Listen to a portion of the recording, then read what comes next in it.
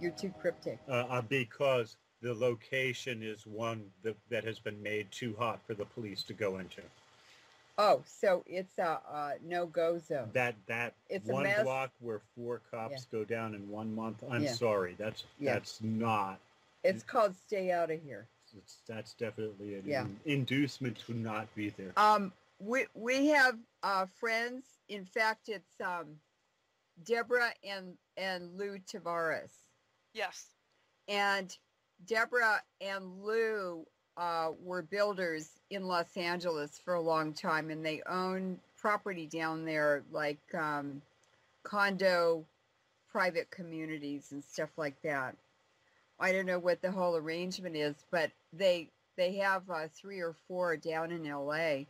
And she said one of them, they keep getting water leaks in the pipes. They're pinholes all over in that building. And it's like once a month. And I said, you know, that's happening in other states to property owners. That's funny. That happened in my daughter's apartment building. It flooded 4 apartments. The side of the pipe just blew off.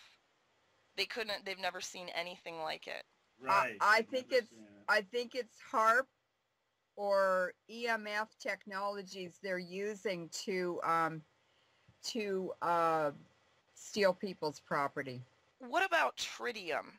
If tritium gets into our water supply, it's my understanding tritium cannot be shielded.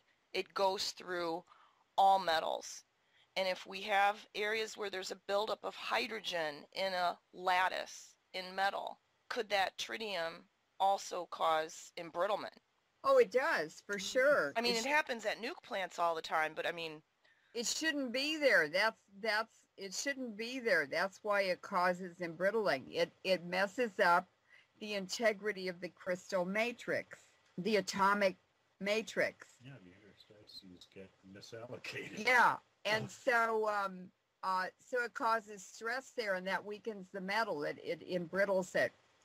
Now, tritium, the only way you can store it, because we used to handle it at the nuke lab, it has to be stored on a bed of uranium. In other words, you take pure uranium and you put it in a container, and the tritium attaches to it.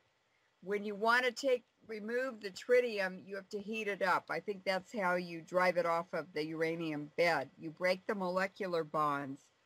But you can't store it in metal bottles. You can't store it in glass bottles. Because it goes right through the structure of the walls, whatever material it is. It goes right through metal, it goes right through glass, it goes through everything. Because the atoms are so tiny and they're very mobile. And so, of course, it's embrittling. But the worst thing about tritium is the biological effects. And it can be a gas. That's the least dangerous, although it's all dangerous. It can be attached to water. That's 25,000 times than as a gas. And then it can be attached to protein, and then it's 125,000 times worse than gas biologically.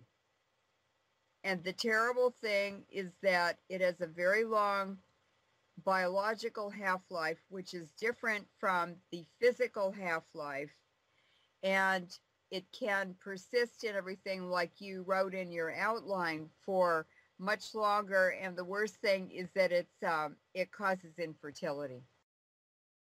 The next news item, April 31st of 2014, plane struck by 3 lightning bolts at once. This was in Amsterdam. And then it happened again May 19th in Florida. In fact, a woman was filming inside the plane when it occurred, and I have the video for that. I'm sorry, I missed what happened to begin. First, a plane was struck by 3 lightning bolts at once in Amsterdam, and then it happened again May 19th in Florida. And there was a statement made in this article that appeared on the Huffington Post. It said, according to experts, The average year, any given airliner can expect to be struck at least once on its travels. Indeed, as the fuselage of most planes is made of conductive aluminum, their presence in storm clouds, where huge amounts of static electricity gather, can actually trigger the discharge.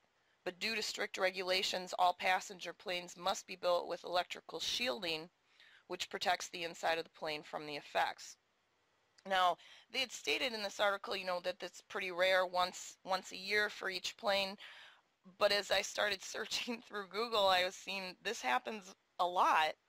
In fact, it happened to the Prime Minister of France. Let me see where I have that. Oh, well, he deserves it.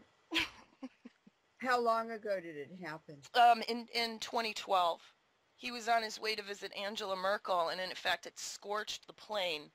The plane had to make an emergency landing. So could the radiation in the skies be contributing to that at all? Or is it too hard to tell without examining the plane directly?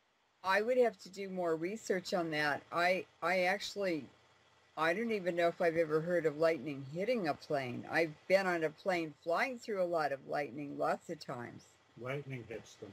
It happens. It does happen.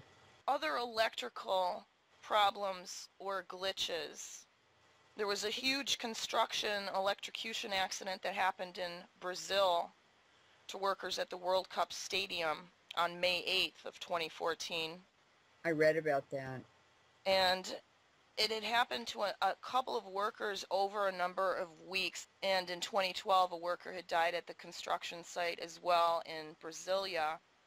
3 workers had died in São Paulo in 2 separate accidents, and 3 had been killed from injuries suffered at the Arena de Amazonia in the jungle city of Manaus. And I've tracked a few other electrical anomalies, I guess you would call them. Kids being electrocuted in pools in Florida. Oh. And thought that might also be worth tracking those events. Wow. Electrocuted in pools is a whole other story. Yeah, that's not the radiation. Yeah. That's something else. Improper grounding, faulty wiring. Yeah. Shorts. We've had a number of transformer fires. A big one in Santa Monica that happened May 15th of 2014. That could be Wigner. It could be overloading. Overloading. We've had a number of these transformer fires and explosions in the past 2 years happening in big cities, some blowing multiple manhole covers off. It's happened in New York, Chicago, Philadelphia, and London. We have videos of all of those on YouTube from security cameras or so forth. So what, again, something that needs to be looked at further from electrical engineers, perhaps for grid overload? Yeah, at least, well, we could look around and Larry knows more than I do about that, but we could certainly investigate that. We've had a number of cables breaking on roller coasters. The most recent one happened at Cedar Point, which is near me in Ohio, July 27th, where a ride that swung people as high as 120 feet had a cable snap, which injured a number of people. This park says that the ride was closed in 2013 for another reason, unrelated to this cable breaking.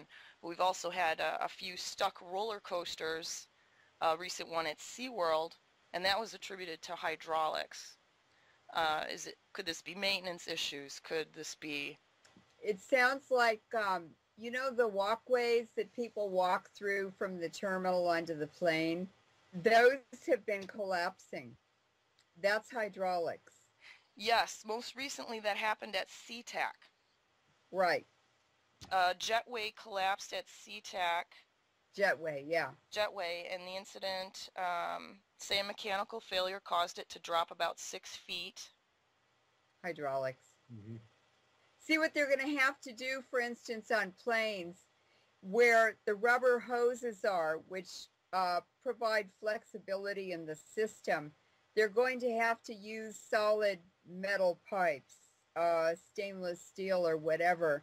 And then that adds weight to the plane, and it also cuts down on flexibility, but it avoids the Wigner effects, or it modifies them. All right, I have another good one I have to look up here. Glass shattered observation deck. I think it was the Willis Tower in Chicago. Let me find it real quick. Yeah, this was scary. You know the ones that you can walk out? Yes, I'm just sitting here thinking of all the ones I've been out on and going, I don't think I want to be here. Yeah, at the Chicago Willis Tower in July, an observation deck where people can walk out and look down at the city shattered while two people were standing on it. They were able to get back into the building. It sounds like some kind of energy phenomenon hit it. Yeah. In Chicago, they shoot guns all the time. July 2nd, Brooklyn Bridge facade collapses, injuring 5. Authorities say a section of the facade inside an underpass of the Brooklyn Bridge had collapsed. It was involving a roughly 25-foot wide section. Wow. Well, the Brooklyn Bridge has had the opportunity to collect Wigner ever since the very beginning. Yep. Yeah. And you know, all those hurricanes that hit New York and Long Island, and those were all very radioactive. Hurricane Sandy? Yes. Oh, yeah. Okay, and I have one more. I had a Russian rocket carrying the most advanced satellite payload that crashed, but I don't know. I know there's been more of them, and I haven't collected all of them, so maybe I won't ask about that. Could be sabotage, maybe? Well, very recently, a rocket carrying a satellite to put the internet, I think, to make the internet accessible to the common people in Russia, out in the countryside, that rocket crashed, or it was shot down or something. It had a strange failure and it crashed. Okay, and the last anomaly was from May 5th of 2014. Authorities were trying to determine what caused a support frame to collapse during an aerial hair-hanging stunt during a circus performance, and they focused on a broken clip. The 4 to 5 inch steel clip was found in 3 pieces on the ground with its spine snapped. Providence Public Safety Commissioner Steve Perry said, "We don't know if it was metal fatigue, if it wasn't properly positioned, or something else. We just don't know." Metal fatigue. 3 places. Metal fatigue or something else. And I think some of the women that were injured are actually still in the hospital. They had severe injuries from that accident. What indicators do we have with everything that we've talked about today, and since the Fukushima accident occurred, that aircraft and infrastructure may be exhibiting signs of accelerated metal and glass fatigue and corrosion? Okay, so what we're looking at, what is an indicator? The Fukushima disaster happened in 2011, March of 2011. And what can be expected is to see a rise in the incidence of infrastructure failure over time that will accelerate as time goes on because it's a cumulative effect. Daily releases are continuing. This has been 3 years of accumulated radiation damage, and so it's going to increase eventually exponentially. And that's the pattern we're seeing. You'll see that increase both in frequency and in magnitude of event. Yes, and also it's global. That indicates an environmental cause.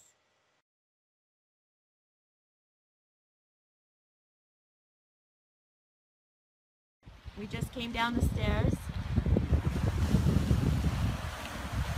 and the little sea lions are being washed onto shore, dying.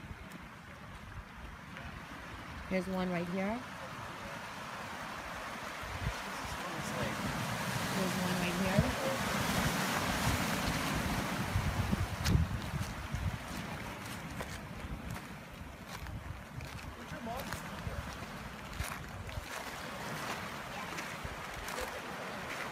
Oh my god. Look at this one.